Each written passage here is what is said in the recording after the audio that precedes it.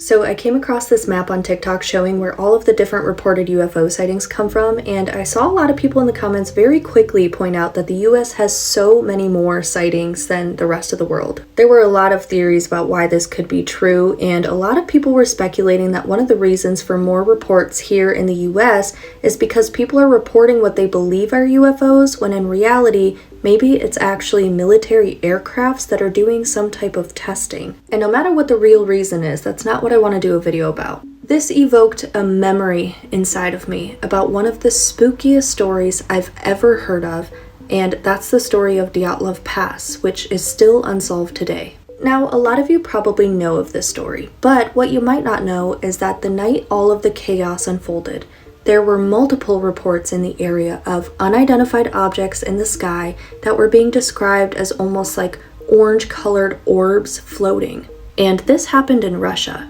If you don't know the story about Dyatlov Pass, I can do a deep dive on it in a separate video, or you can just go listen to my podcast episode on it. This is what it's called. But basically what happened is that a group of very experienced hikers set out to hike the Ural Mountains in Russia, and after a while into their trip, when they never returned, they were found in the snowy mountains, but the circumstances in which they were found was absolutely terrifying. The amount of damage done to their bodies was just unbelievable. For example, one of the women was missing her eyes, her tongue, part of her lip, and her skull bone. One of the men was found with gray foam coming out of his mouth. Another guy was found with his chest caved in, and someone else had injuries that were consistent with falling and hitting their head over and over again. And then there was another guy who, for some reason, frantically tried to climb a tree.